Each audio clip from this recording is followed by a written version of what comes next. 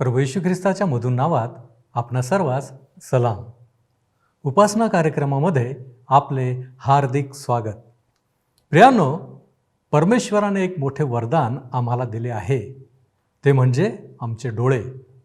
आम्ही पाहू शकतो, विविध रंगसंगती ओळखू शकतो. हे तेव्हाच शक्य झाले जेव्हा परमेश्वराने प्रकाश निर्माण केला. या प्रकाशामुळेच डोळस व्यक्ती परमेश्वराने निर्माण केलेल्या सर्व गोष्टी पाहू शकते. पण प्रकाशच जर नसेल तर आम्ही डोळस असूनही आंधळेच आहोत.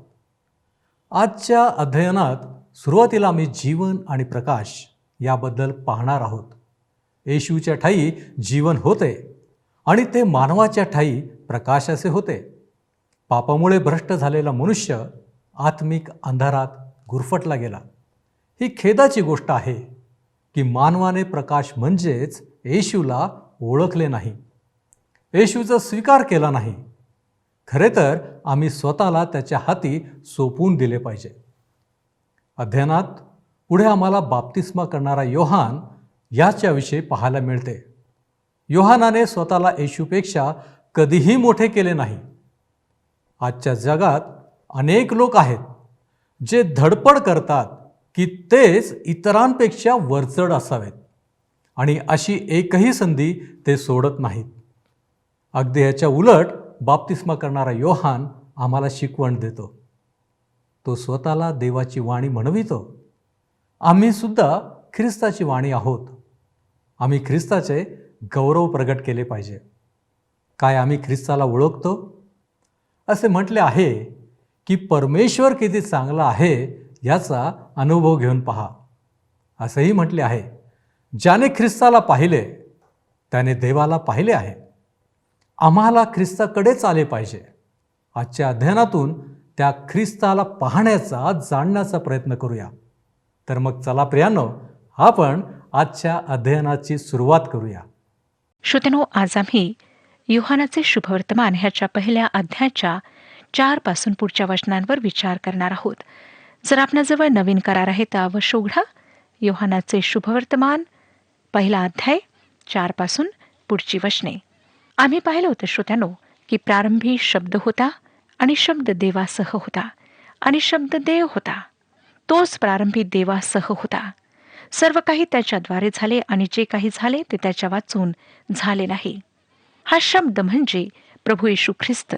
प्रभू येशू ख्रिस्त प्रारंभापासून आहे आणि तो तेव्हापासूनच देवासह होता.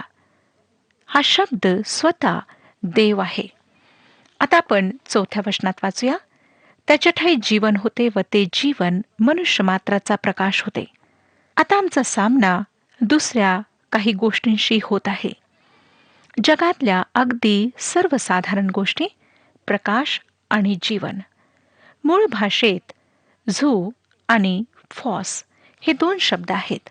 झू पासून आमचा झुओलॉजी हा शब्द आला आहे, जीवशास्त्र, आणि फॉस पासून फोटो हा शब्द आला आहे.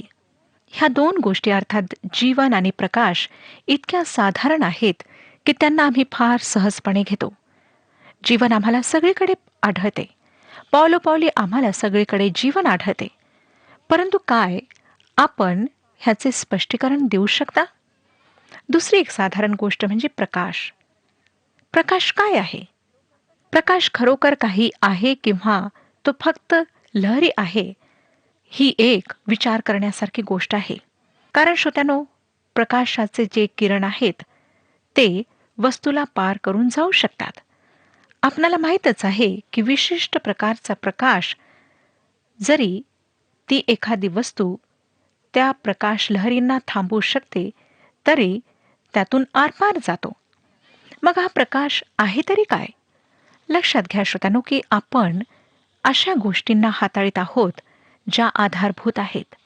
जरी मानवाला आज त्यांच्याविषयी विज्ञानाच्या आधारावर थोडे बहुत माहीत आहे, तरी आम्हाला हे कबूल करावे लागेल की आम्हाला पूर्णपणे माहीत नाहीत. वचन आम्हाला सांगतं की त्याच्या ठायी जीवन होते. येशू ख्रिस्तात संपूर्ण जीवन आहे. त्याच्या ठायी जीवन होते व ते जीवन मानवासाठी प्रकाश होते. श्रोत्यांनो, तुम्ही व मी अशा विश्वात राहतो जे अंधकारपूर्ण आहे. वास्तविक पाहता हे भौतिक रूपाने काही अंशी अंधकारमय आहे, परंतु परमेश्वराने म्हटले की प्रकाश हो आणि प्रकाश झाला. परमेश्वराने प्रकाशाचे स्रोत जागोजागी ह्या विश्वात कायम केलेत. आम्हाला माहीत आहे श्रोत्यानो, की पृथ्वीपासून काही अंतरावर गेल्यानंतर त्या ठिकाणी मुळीच प्रकाश नाही. काळाकुट्ट भीषण अंधकार आहे. तेथे असे काहीच नाही ज्यावरून सूर्याचा प्रकाश परिवर्तित होऊन प्रकाश पसरू शकेल. आमची ही पृथ्वी ह्या विश्वात अंधारामध्ये स्थिर आहे. तरी सुद्धा आत्मिक अंधाराच्या तुलनेत हा अंधार काहीच नाही. जेव्हा सूर्यास्त होतो तेव्हा भौतिक रूपाने सर्वत्र अंधकार पसरतो, परंतु दिवसातील 24 घंटे ह्या ठिकाणी आत्मिक अंधकार पसरलेला असतो. एक भयंकर भीषण आत्मिक अंधकार. मानवाला परमेश्वराची ओळख नाही. तो देवाशी बंड करीत आहे. तो पापामध्ये अशा प्रकारे डुबलेला आहे की पापाने मानवाला आंधळे केले आहे. श्रोत्यानो, वचन आम्हाला सांगतं की प्रभू येशू ख्रिस्तात जीवन आहे आणि ते जीवन मानवाला प्रकाश देते. खरे पाहता फक्त त्याचे जीवनच प्रत्येक व्यक्तीच्या जीवनात प्रकाश प्रज्वलित करते. 4थं वचन आम्ही आताच वाचलं आणि 5वं वचन आम्हाला सांगतं की तो प्रकाश अंधारात प्रकाशतो तरी अंधाराने त्याला ग्रासले नाही. ह्याचा अर्थ प्रकाश अंधकारात प्रकाशतो परंतु अंधकार त्याला घेऊ शकत नाही. समजा आपण एका अंधाऱ्या खोलीत प्रवेश करता आणि लाईट पेटवता. सगळीकडे प्रकाश पसरतो. अंधार गायब होतो. भौतिक रूपाने अंधार व प्रकाश एकत्र राहू शकत नाहीत, परंतु आत्मिक प्रकाश व अंधकार एकत्र अस्तित्वात राहू शकतात. उदाहरणार्थ, जसे एक तारण पावलेली पत्नी आणि तारण न पावलेला पती एका कुटुंबात एकत्र राहतात. प्रकाश व अंधकार एकत्र राहतात, परंतु अंधार तिला ग्रासत नाही. तो प्रकाश अंधारात प्रकाशतो तरी अंधाराने त्याला ग्रासले नाही. 10वं वचन आता पहा. पहिला अध्याय 10वं वचन. तो जगात होता व जग त्याच्याद्वारे झाले तरी जगाने त्याला ओळखले नाही. ही फार खेदाची गोष्ट होती. हे जग भयंकर अशा अंधारात होते, आत्मिक अंधारात, आणि ह्या जगाला परमेश्वराची ओळख नव्हती. आज सुद्धा श्रोत्यानो, आम्ही अविश्वास आणि नास्तिकता सर्वत्र पाहतो व हे अधिक आणि अधिक वाढत आहे आणि वाढणार आहे. 11वं वचन. जे त्याचे स्वतःचे त्याकडे तो आला तरी त्याच्या स्वकीयांनी त्याचा स्वीकार केला नाही, परंतु जितक्यांनी त्याचा स्वीकार केला तितक्यांना म्हणजे त्याच्या नावावर विश्वास ठेवणाऱ्यांना त्याने देवाची मुले होण्याचा अधिकार दिला. तो त्याच्या स्वतःच्या विश्वात आला.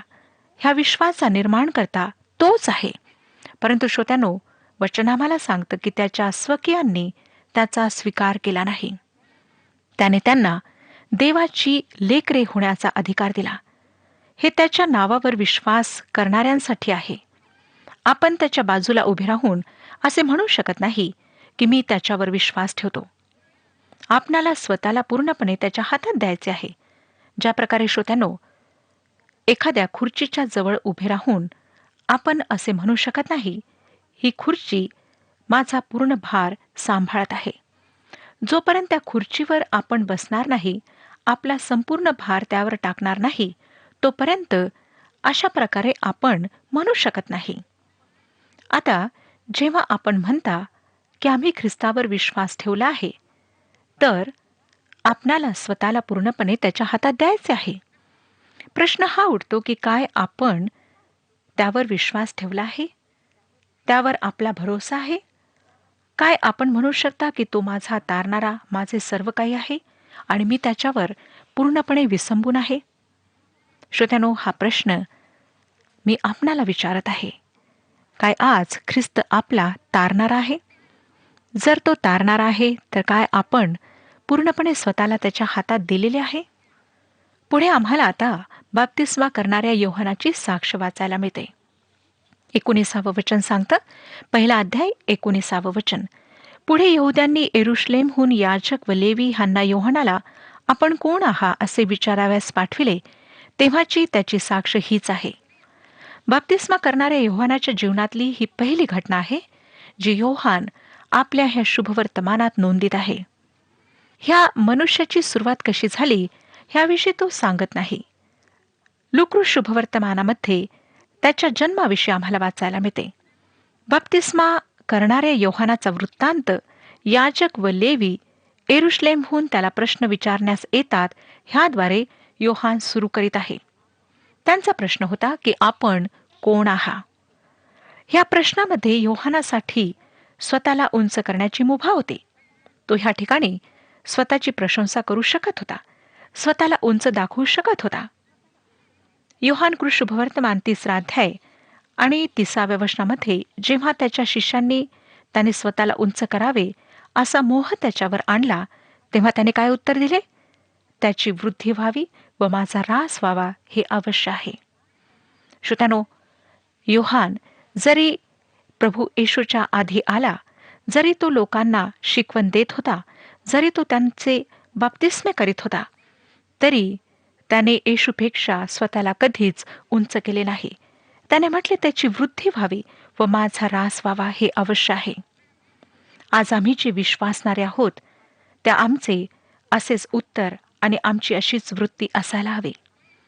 एकतर ख्रिस्त उंचावर असेल किंवा आपण उंचावर असाल. जर आपण ख्रिस्तापेक्षा स्वतःला उंच करीत आहात, स्वतःचे नाव प्रसिद्ध होण्याकरिता झटत असाल, तर आपल्या जीवनात ख्रिस्ताला स्थान नाही. परंतु जर आपल्या जीवनातील कार्याद्वारे, गोष्टींद्वारे, व्यवहाराद्वारे ख्रिस्त उंचावल्या जात आहे, तर ती अभिमानाची गोष्ट आहे.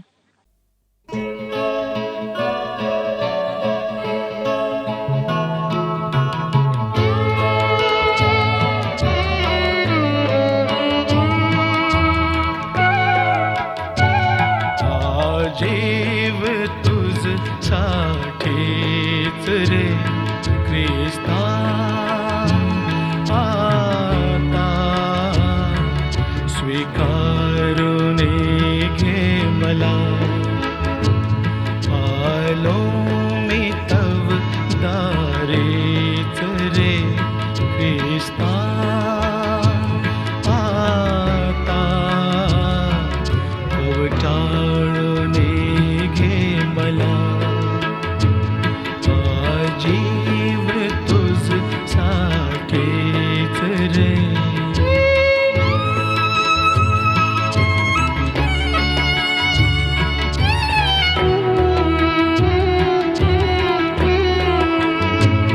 जगी नाही कोणी भेटला, जीवलग सखा तुझ सारखा.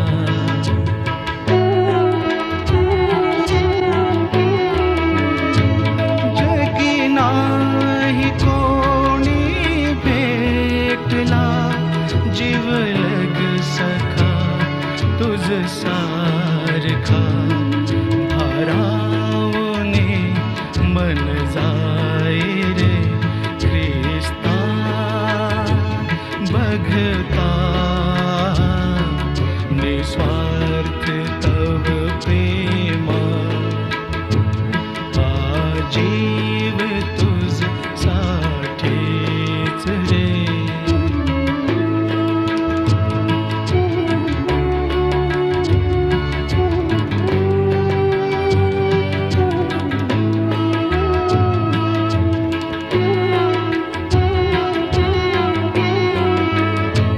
हे पाप माझे आजला, ने कुठे नकळे मला.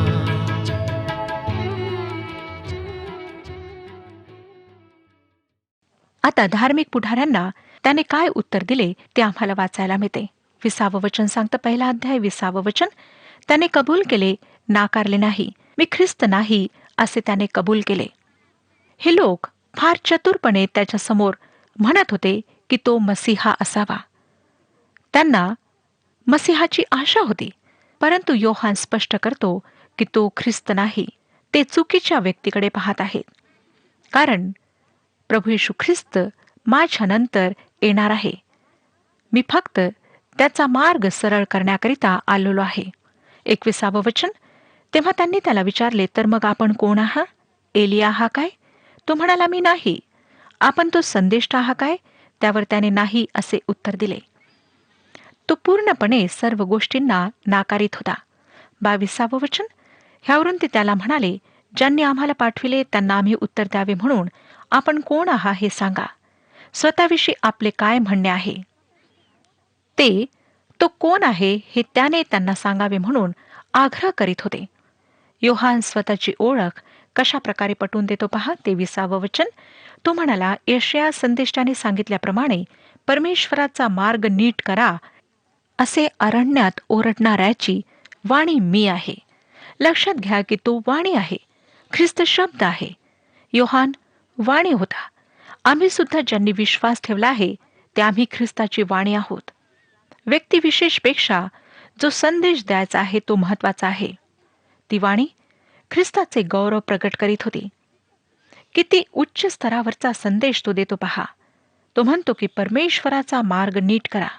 दुसऱ्या शब्दात त्याच्या येण्यासाठी तयार व्हा. म्हणजेच तो म्हणत आहे की स्वर्गाचे राज्य जवळ आले आहे, तुम्ही तयार व्हा. अर्थात त्यांच्या जीवनातील सर्व चुकीच्या गोष्टी, वाईट गोष्टी त्यांनी दूर कराव्यात असे तो त्यांना सांगत आहे. श्रोत्यानो, हे आम्हाला सुद्धा करायचे आहे.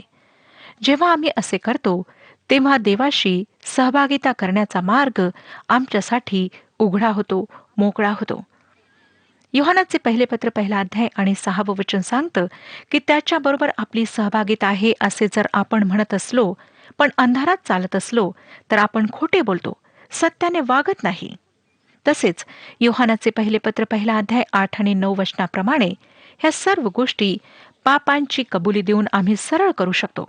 हे वचन आम्हाला सांगतं की आपल्या ठाई पाप नाही असे जर आपण म्हणत असलो तर आपण स्वतःला फसवितो व आपल्या ठाई सत्य नाही. जर आपण आपली पापे पदरी घेतली तर तो विश्वसनीय व न्यायी आहे म्हणून आपल्या पापांची क्षमा करील व आपल्याला सर्व अनितीपासून शुद्ध करेल. तो म्हणतो की तो यशाया संदेष्टाने जे सांगितले तेच ह्या ठिकाणी सांगत आहे. हे वचन आम्हाला यशायाचे पुस्तक 40 अध्याय आणि 3 वचनामध्ये वाचायला मिळते. नंतर 1 अध्याय 24 आणि 25 वचने सांगतात, पाठविलेली माणसे पुरुषांपैकी होती. त्यांनी त्याला विचारले, आपण ख्रिस्त नाही, एलिया नाही व तो संदेष्टाही नाही, तर बाप्तिस्मा का करिता? आता ते थोडा बिकट प्रश्न त्याच्या समोर मांडत आहेत. तू ह्यापैकी कोणीच नाही तर तू बाप्तिस्मा का करतो? 26 आणि 27 वचने पहा. योहानाने त्यांना उत्तर दिले, मी पाण्याने बाप्तिस्मा करीतो, ज्याला तुम्ही ओळखीत नाही असा एक तुम्हामध्ये उभा आहे. तो माझ्या मागून येणार आहे, त्याच्या पायतणाचा बंद सोडावयास मी योग्य नाही. योहान म्हणतो की मी सेवक आहे, मी शिष्य सुद्धा नाही, मी फक्त सेवक म्हणून ह्या ठिकाणी आलो आहे. 28 वचन. यार्देनेच्या पलीकडे बेथानीत योहान बाप्तिस्मा करीत होता, तेथे ह्या गोष्टी घडल्या. मी आपणाला सांगितले होते श्रोत्यानो की योहान कालक्रमानुसार व भौगोलिकदृष्ट्या वृत्तांत आमच्या समोर मांडतो. येथे स्थळ, भौगोलिक जागा दाखविण्यात आली आहे आणि नंतर तो म्हणतो की दुसऱ्या दिवशी 29व्या वचनाची सुरुवात दुसऱ्या दिवशी ह्या शब्दांनी होते. 29 वचन वाचूया. दुसऱ्या दिवशी येशूला आपणाकडे येताना पाहून तो म्हणाला, हा पहा, जगाचे पाप हरण करणारा देवाचा कोकरा. तो फक्त त्याला मसीहा म्हणून नाही तर तारणारा म्हणून संबोधित आहे. तो जगाचे पाप हरण करतो. हा वर्तमान काळ आहे. कोणीही त्याच्याकडे कधीही येऊ शकते. ह्या ठिकाणी अब्रामाने इसाकाला जे उत्तर दिले होते त्याची पूर्णता आम्हाला पाहायला मिळते. उत्पत्तीचे पुस्तक 22 अध्याय 7 आणि 8 वचनांमध्ये अब्रामाने इसाकाला म्हटले होते, बाळा, देव स्वतः होमार्पणासाठी कोकरू पाहून देईल. आणि ते दोघे बरोबर चालले. योहान सांगतो की येशू कोकरा आहे. ह्याद्वारे सिद्ध होते की काईन चुकला होता व हाबेल बरोबर होता. हाबेलाने लहानसे कोकरू आणले होते. आता 1 अध्याय 30 आणि 31 वचने सांगतात, माझ्या मागून एक पुरुष येत आहे, तो माझ्या पुढे झाला आहे, कारण तो माझ्या पूर्वी होता. असे ज्याच्याविषयी मी म्हणालो तो हाच आहे. मी त्याला ओळखीत नव्हतो, तरी त्याने इस्रायलास प्रगट व्हावे म्हणून मी पाण्याने बाप्तिस्मा करीत आलो आहे. योहान सांगतो की येशू खरा बाप्तिस्मा देणार आहे. तोच पवित्र आत्मा आणि अग्नीने बाप्तिस्मा देणार आहे. 32 आणि नंतर 36 वचन सांगतं, आणि योहानाने अशी साक्ष दिली की आत्मा कबुतरासारखा आकाशातून उतरत असताना आणि त्याच्यावर स्थिर राहिलेला मी पाहिला. नंतर 36वे वचन, येशूला जाताना न्याहाळून पाहून म्हणाला, हा पहा देवाचा कोकरा. श्रोत्यानो, प्रभू येशूविषयीची साक्ष योहान आपल्या शब्दांमध्ये देत आहे. 37 ते 39 वचने सांगतात, त्याचे हे म्हणणे त्या दोघा शिष्यांनी ऐकले व ते येशूच्या मागोमाग निघाले. तेव्हा येशू वळून त्यांना आपल्या मागे येताना पाहून म्हणाला, तुम्ही काय शोधिता? ते त्याला म्हणाले, रब्बी म्हणजे गुरु, आपण कोठे राहता? तो त्यांना म्हणाला, या म्हणजे पहाल. मग त्यांनी जाऊन तो कोठे राहत आहे ते पाहिले व त्या दिवशी ते त्याच्या येथे राहिले. तेव्हा सुमारे 10वा तास होता. हेच आमंत्रण तो आम्हातील प्रत्येकाला देत आहे, या आणि पहा. स्तोत्रसंहिता 34 अध्याय आणि 8वं वचन सांगतं की परमेश्वर किती चांगला आहे ह्याचा अनुभव घेऊन पहा. श्रोत्यानो, आज हे आमंत्रण आपणातील प्रत्येकाकरिता आहे की परमेश्वराचा अनुभव घेऊन पहा. आणि जोपर्यंत आपण स्वतः अनुभवणार नाही तोपर्यंत आपणाला त्याच्याविषयी काही समजणार नाही. ह्या ठिकाणी योहान वेळेविषयी किती स्पष्टपणे सांगतो ते आम्हाला दिसते. तो म्हणतो की तो सुमारे 10वा तास होता, संध्याकाळची वेळ होती.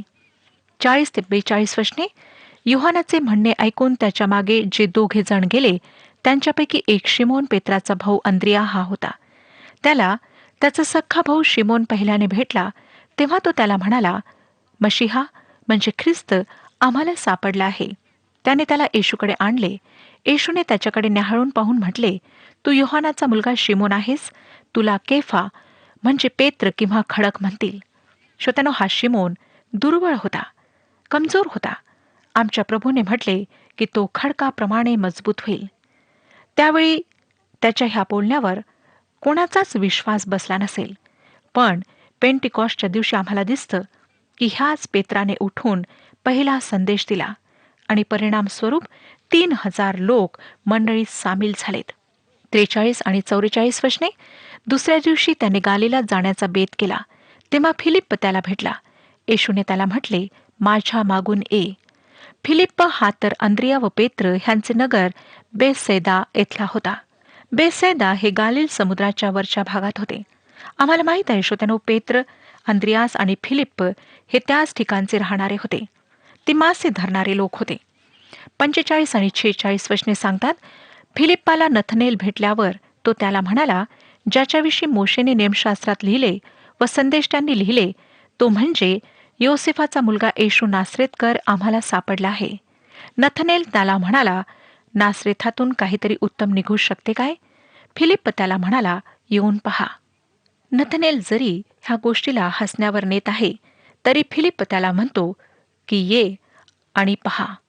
47वे वचन, नथनेलाला आपणाकडे येताना पाहून येशू त्याच्याविषयी म्हणाला, पहा हा खराखुरा इस्रायली आहे, ह्याच्या ठाई कपट नाही. फिलिप्प हा इस्रायली होता, परंतु त्याच्यामध्ये कपट नव्हते. तो धूर्त नव्हता. त्याच्यामध्ये जुन्या याकोबासारखे काहीच नव्हते. 48 आणि 49 वचने, नथनेल त्याला म्हणाला, आपणाला माझी ओळख कोठली? येशूने त्याला उत्तर दिले, फिलिप्पाने तुला बोलवण्यापूर्वी तू अंजिराच्या झाडाखाली होतास तेव्हाच मी तुला पाहिले. नथनेल त्याला म्हणाला, गुरुजी, आपण देवाचे पुत्र आहात, आपण इस्रायलाचे राजे आहात. श्रोत्यानो, प्रभू येशूच्या प्रेषितांमध्ये 2 प्रेषित संशय धरणारे होते. पहिला होता नथनेल आणि शेवटला होता थोमा. नथनेल शेवटी कबूल करतो की येशू हा देवाचा पुत्र आहे, इस्रायलचा राजा आहे. ह्यावरून हे स्पष्ट होते की नासरेतमधून काही महत्वाचे निघाले आहे. 50वे वचन, येशू त्याला म्हणाला, मी तुला अंजिराच्या झाडाखाली पाहिले असे तुला सांगितले म्हणून तू विश्वास धरतोस काय? ह्याच्यापेक्षा मोठ्या गोष्टी तू पाहशील. अर्थातच नंतरच्या 3 वर्षात त्याने अनेक महान गोष्टी अनुभवल्यात. 51 वचन, आणखी तो म्हणाला, मी तुम्हाला खचित खचित सांगतो, आकाश उघडलेले आणि देवदूतांना चढताना व मनुष्याच्या पुत्रावर उतरताना तुम्ही पाहाल. श्रोत्यानो, प्रभू येशू ख्रिस्त शिडी आहे. फक्त त्याच्याचद्वारे आम्ही देवाशी संबंध स्थापित करू शकतो. प्रभू येशूने म्हटले, मार्ग, सत्य व जीवन मीच आहे.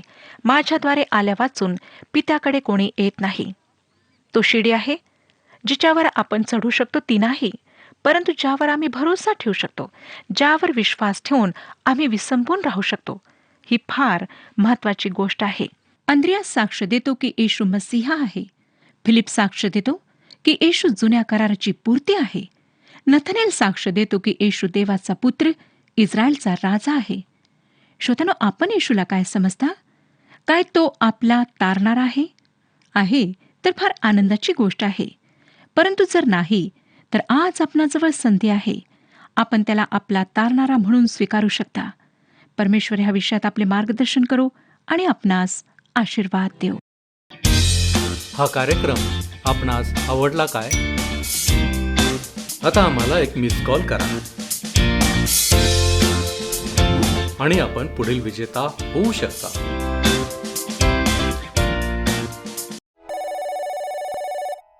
प्रभूची स्तुती असो.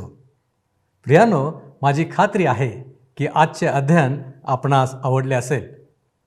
ख्रिस्त तुमच्या आणि माझ्यासाठी प्रकाश असा आहे आणि तो आम्हाला जीवन देणाराही आहे.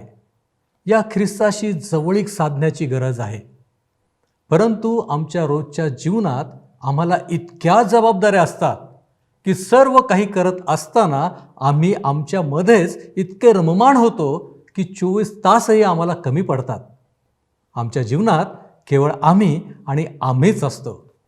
असे जर आहे तर त्या ख्रिस्ताजवळ आम्ही जावे.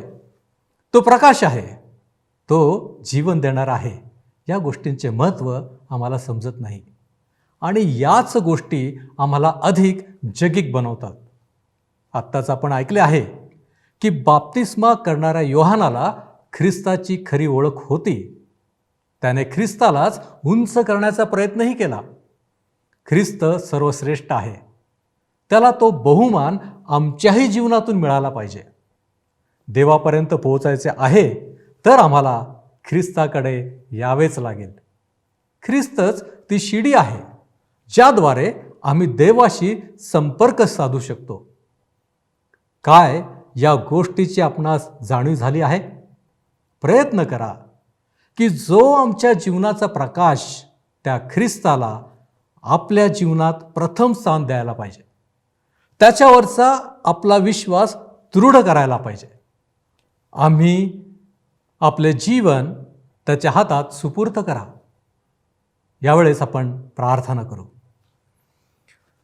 स्तुतीस पात्र आणि सन्मानास योग्य अशा आमच्या जिवंत प्रेमळ परमेश्वर देवबापा, आम्ही तुला धन्यवाद देतो की आजही तुझं अस्तित्व आमच्यामध्ये आहे आणि म्हणूनच या जगामध्ये आम्ही जिवंत असे आहोत. प्रभूजी, दररोज तुझ्या कृपेनं तू आम्हाला भरत असतोस आणि तुझी इच्छा हीच आहे की आम्ही तुझी लेकरं या नात्यानं तुझ्यामध्ये अधिक रममाण व्हावं. प्रभूजी, या जग आणि जगातील गोष्टींपासून तू आम्हाला दूर ठेव. आम्ही ख्रिस्ताला आमच्या जीवनामध्ये उंच करण्याचा प्रयत्न करावा, याच्यासाठी तू आम्हाला सहाय्य कर. आम्ही पाहिलं आजच्या अध्ययनामध्ये प्रभूजी, ही प्रत्येक शिकवण तो आम्हासाठी आशीर्वादाची अशी कर. आम्ही स्वतःला तुझ्या हाती सोपितो आणि या विनंत्या, या मागण्या येशू ख्रिस्त आमचा प्रभू याच्याद्वारे करतो म्हणून तू ऐक. आमेन. परमेश्वर आपणास आशीर्वादित करो.